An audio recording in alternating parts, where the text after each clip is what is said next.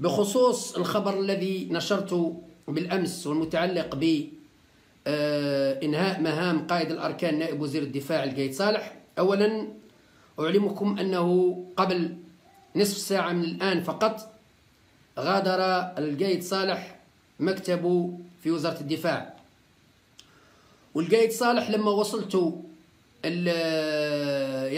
الخبر أنه الرئيس قرر إنهاء مهامه، للأسف الشديد خطأ خطوة سعيد بوحجة، وطلب مقابلة رئيس الجمهورية شخصيا، وقال لن أغادر منصبي إلا إذا طلب مني بوتفليقة شخصيا هذا الطلب. راح ندخلوا في دوامة أخرى لا تقل مهزلة عن ما حدث في المجلس الشعبي الوطني. أتمنى فقط من القايد صالح أن لا يتلقى نفس المعاملة ويغلقوا له وزارة الدفاع بالكادنة، لأننا دخلنا في ثقافة الكادنة. القايد صالح قال لهم أنا ما نسمعش إلا من رئيس الجمهورية، لازم بوتفليقة هو اللي يكلمني شخصيا أو يستقبلني في المكتب ويطلب مني إنهاء المهام. وصلنا لواحد الدرجة واحد المهزلة. بصراحة أنا شخصيا كنت أتمنى من قائد الأركان نائب وزير الدفاع أن يكون أكثر حكمة وأن يكون أكثر رزانة، لأنه كان بإمكانه تغيير الوضع. كان بإمكان القايد صالح قبل أسابيع فقط، قبل أشهر قليلة، كان بإمكانه إصلاح وتطهير وإنقاذ ما يمكن إنقاذه. كان بإمكانه إنقاذ الدولة من الضياع، إنقاذ الدولة من الزوال. كان بإمكانه التدخل وفق الدستور الجزائري وفعل شيء يصب في مصلحة البلاد، لكن وللأسف الشديد القايد صالح لم يفعل شيء، بل بالعكس زاد الطين بلة، وأساء لكثير من رموز الدولة، أساء لكثير من ضباط المؤسسة العسكرية. التاريخ سيسجل أنه في عهد القايد صالح كقائد للأركان نائب وزير الدفاع تم تفكيك جهاز المخابرات الدياراس. التاريخ سيسجل للقايد صالح أنه أثناء قيادته للمؤسسة العسكرية تم سجن الجنرال حسان قائد سكورات، وهو من أقوى جنرالات المؤسسة العسكرية. ومثلما تخلى القايد صالح عن أهم جنرالات المؤسسة العسكرية، استطاع بوتفليقة أن يجعل منه أول عدو لأهم الجنرالات، ونهايته ستكون نهاية مأساوية. للأسف الشديد ولن يجد أي جنرال يقف إلى جنبه في الساعات القليلة القادمة، لأن نهايته لا أقول اقتربت بل حسمت. نهاية القايد صالح حسمت، هي قضية ساعات قليلة ويودع منصب نائب وزير الدفاع قائد الأركان. المفاجأة أنه الذي سيتم أو الذي سيخلف القايد صالح في منصب نائب وزير الدفاع هو جنرال، خليها لكم مفاجأة، لأنه الجنرال اللي راح يكون في منصب نائب وزير الدفاع سيكون مفاجأة مدوية ستقلب موازين القوى في الجزائر. C'est un véritable pavé dans la marque Monde Afrique, un site français généralement bien informé sur ce qui se passe en Algérie, a jeté récemment dans son édition du 27 novembre.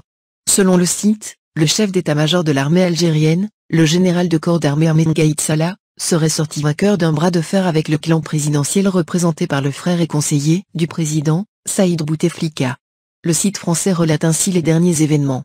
Le samedi 24 novembre, un blogueur algérien du nom Saïd Ben Sedira annonce que le président Bouteflika a décidé de renvoyer dans les heures à venir Gaïd Salah. Ce propagandiste qui fut très lié à l'ancien DRS, service algérien, avant de rallier le RND, le mouvement créé par l'actuel Premier ministre Ahmadou Yahya, est aujourd'hui basé à Londres et généralement fort bien renseigné par ses anciens amis. Sauf que, cette fois, le bougre est allé un peu vite en besogne. La réalité telle qu'elle est décrite à Monde Afrique, par des sources fiables à Paris et à Alger, est bien différente.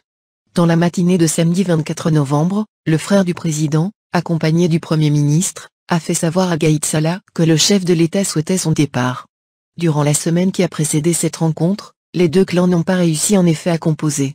La présidence a proposé des fonctions de ministre de la Défense et une hypothétique promotion au poste de vice-président à Gaïd Salah, lequel a mis deux conditions à son éventuelle nomination: conserver son titre actuel de chef d'état-major, pour ne pas se couper de sa base militaire, et y voir le Premier ministre, Ahmadou Yahya, écarté du gouvernement.